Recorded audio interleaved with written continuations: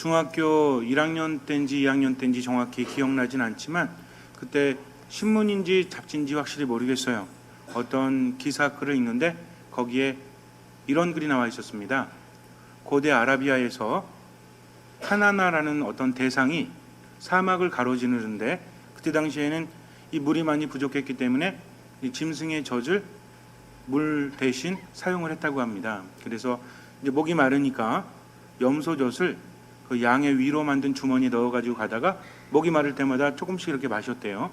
근데 한참을 가다가 목이 말라가지고 마시려고 봤더니 약간 희멀건 물만 조금 나오고 이 우유가 나오지 않는 겁니다. 그래서 이게 어떻게 된 일인가 이렇게 봤더니 우유가 응고가 돼가지고 고체 형태로 되어 있는 거예요.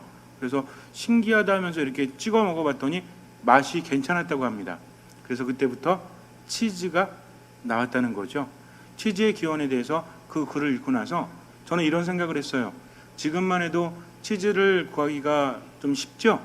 그건 제가 중학교 때만 해도 치즈 같은 거를 구하기가 쉽진 않았던 것 같아요. 그래서 이제 친구들 2명과 함께 제가 제안을 했습니다. 이제 반에서 우유 먹는 친구들이 있었고 또 먹지 않는 친구들도 있었는데 요즘에도 돈 내고 먹죠? 우유. 요즘에는 뭐 반원 전체가 먹는 게 아니라 요즘에도 원하는 그런 학생들만 우유를 먹죠? 저 때도 그랬어요. 그래서 반에서 한 3분의 1 정도나 좀 넘게 우유를 먹었고 2교시인가 3교시 끝나면 우유당번들이 가서 이렇게 우유 쫄래쫄래 가지고 와가지고 이제 우유 하나씩 나눠서 먹는데 제가 친구 2명과 제가 우유를 그때 당시에 먹었는데 제가 제안을 했습니다.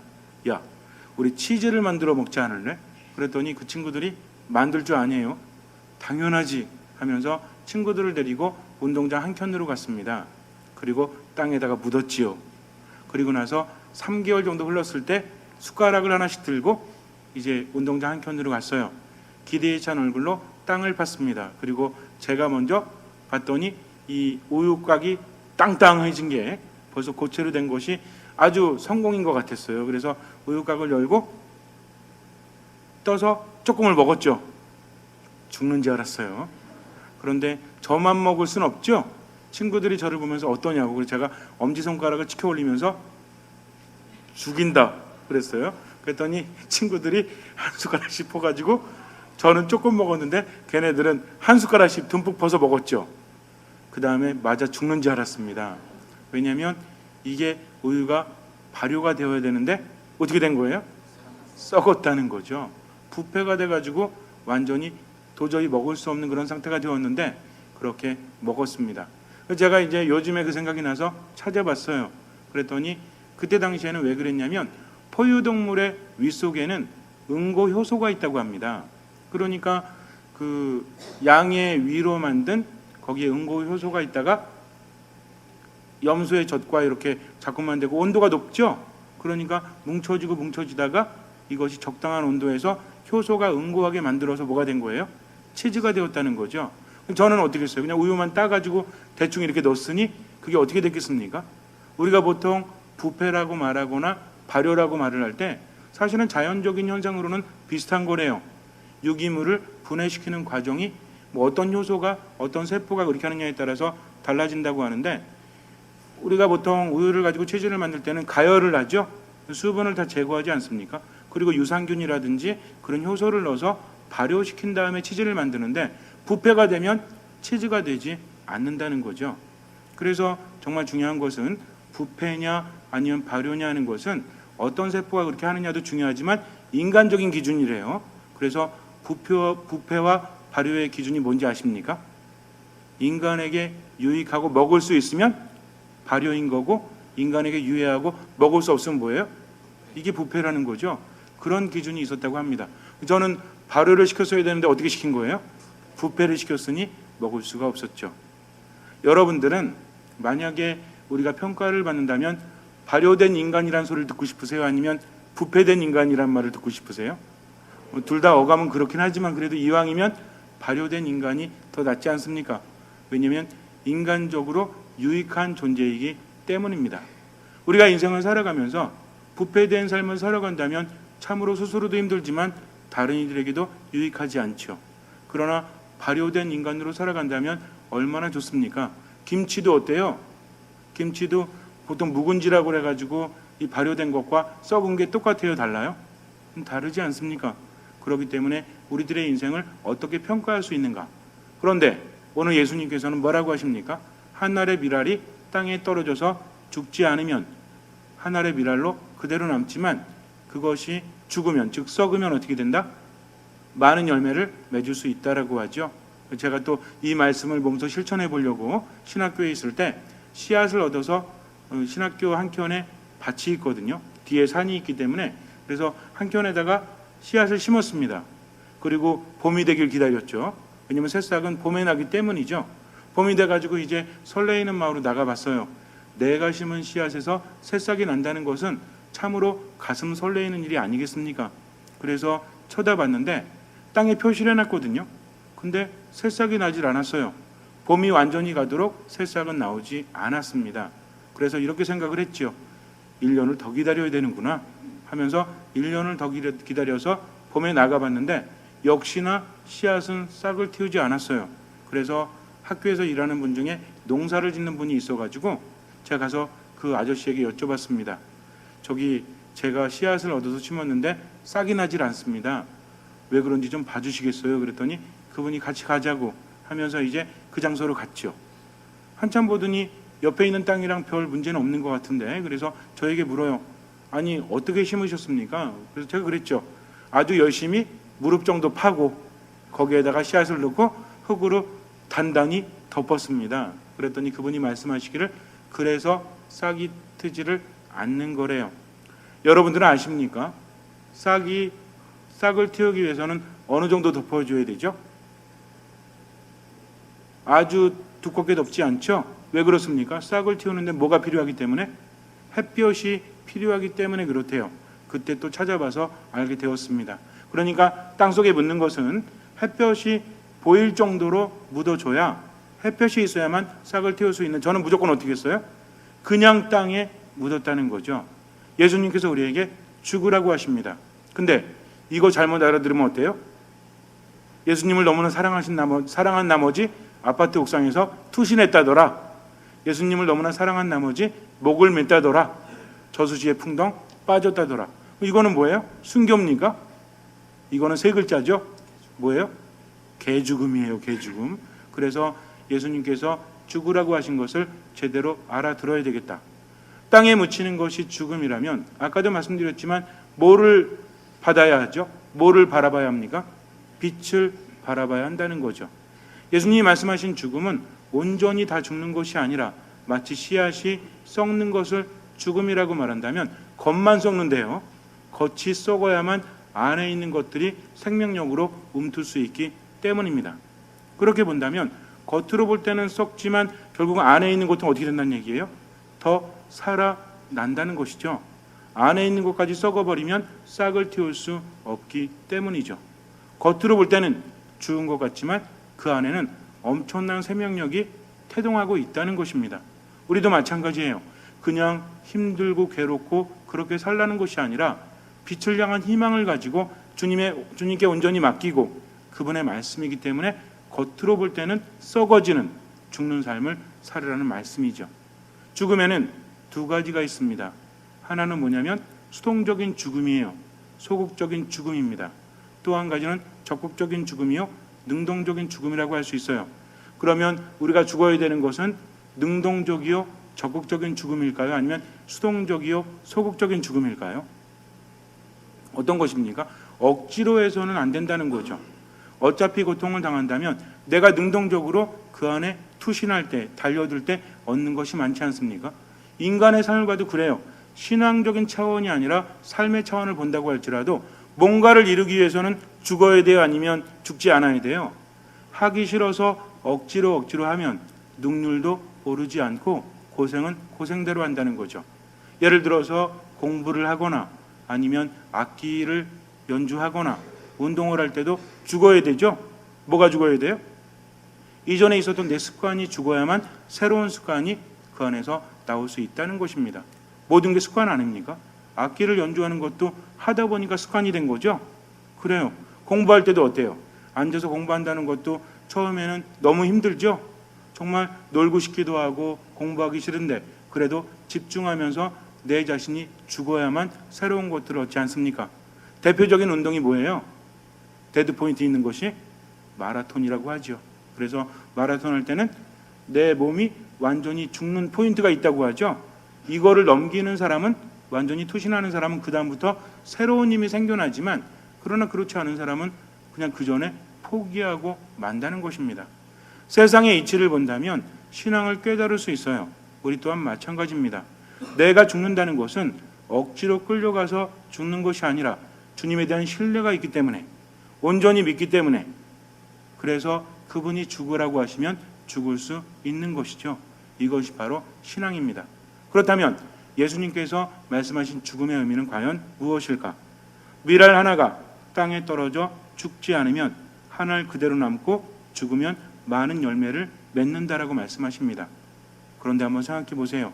밀알 하나가 썩지 않으면 한 알 그대로 남지만 결국은 어떻게 되죠?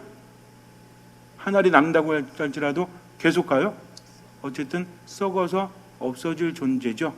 그러나 땅에 묻히게 되면 새로운 형태로 피어오르고 이전과는 비교할 수 없을 정도의 생명력을 보인다는 거죠. 마찬가지입니다. 우리가 주님의 말씀대로 살지 않아도요, 목숨을 걸지 않아도 인생은 고통으로 이어져 있을 수밖에 없어요. 착각을 하면 안 된다는 거죠. 믿음이 있고 신앙생활하면 고통스럽고 믿음 생활하지 않으면 고통스럽지 않다? 그렇지 않아요. 예수님께서 말씀하시는 것은 나를 섬기면서 내 말을 따르라는 거죠. 그래서 이렇게 말씀하십니다. 자기 목숨을 사랑하는 사람은 목숨을 잃을 것이고 이 세상에서 자기 목숨을 미워하는 사람은 영원한 생명에 이르도록 목숨을 간직할 것이다. 세상도 그렇다고 말씀드렸어요. 내가 온전히 투신하지 않으면 뭔가를 얻을 수 없습니다. 그런데 여기서 자기 목숨을 미워한다는 것은 우리말 표현과는 좀 달라요. 성경은 샘조어적인 표현이기 때문에 여기서 미워한다는 건 뭐냐면, 따라하세요. 덜 사랑한다. 덜 사랑한다. 예수님께서 그러시잖아요. 자기 아버지를 미워하지 않으면, 자기 형제들을 하지 않으면, 심지어는 자기 자신마저도 미워하지 않으면 나를 따를 수 없다고 하죠. 이 말씀이 여러분들은 편안하게 들리셨어요? 아니, 어떻게 사랑하지 않고 미워해서 주님을 따를 수 있겠는가? 그러나 이 표현은 뭐냐면 덜 사랑한다는 표현이에요. 비교적으로 말씀하시는 거죠. 그렇다고 해서 집에 가가지고 맨날 예수님 고상만 닦고 앉아있고 가족들은 돌보지 않고, 이걸 말하는 것이 아니라 누구의 뜻을 첫 번째로 여겨라? 주님의 뜻을 첫 번째로 여기라는 거죠. 그 어떤 판단보다도 주님의 말씀을 삶의 으뜸으로 삼고 살아야 한다는 것입니다. 이것이 주님을 섬기는 것이요, 이것이 바로 죽음이에요. 왜 죽음이냐면 쉽지 않기 때문입니다. 예수님의 말씀이라는 것은 온전히 실천하기가 참으로 어렵죠.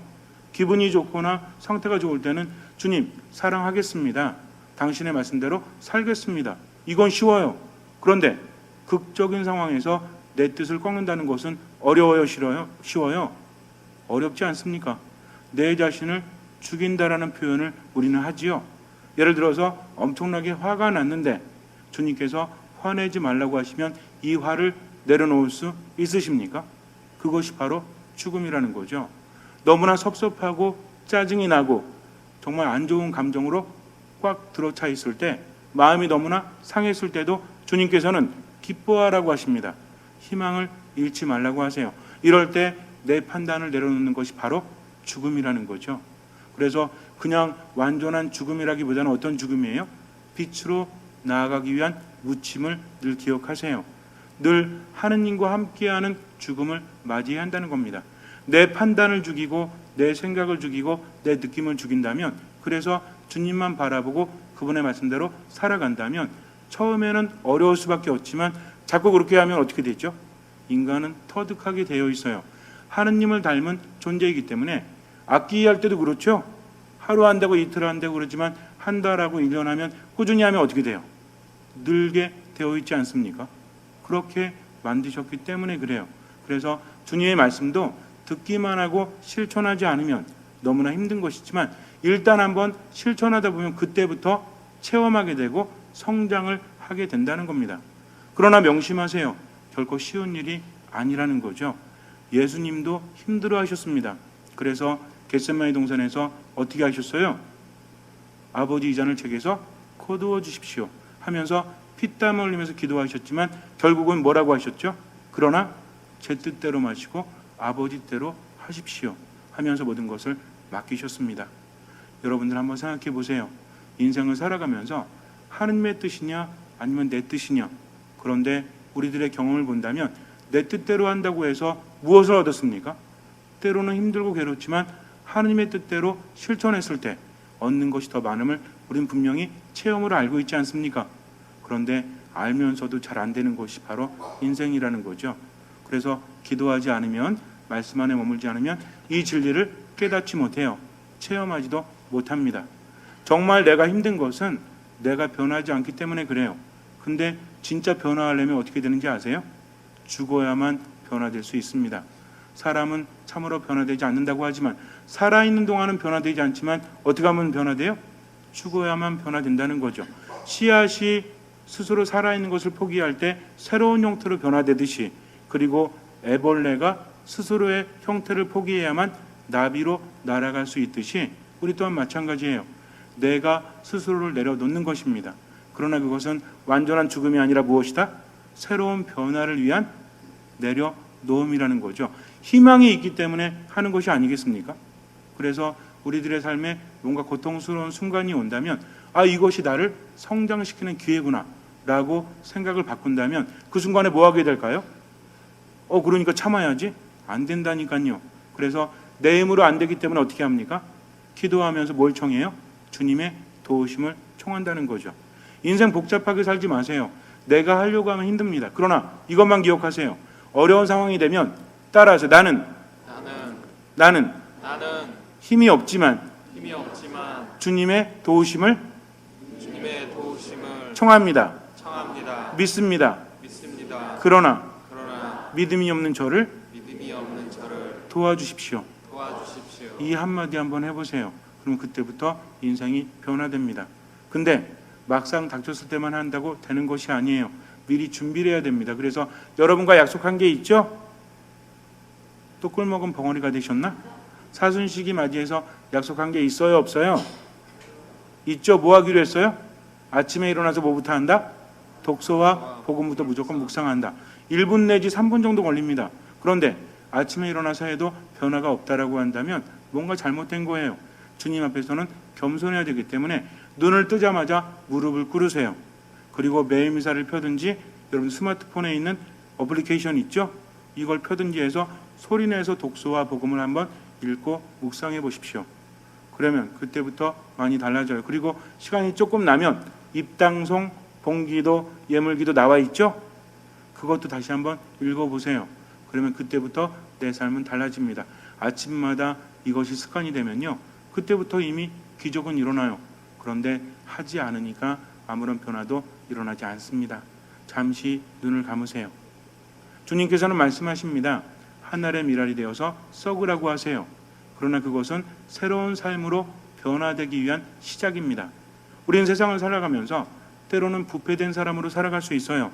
그러나 발효된 사람으로도 살아갈 수 있다는 거죠.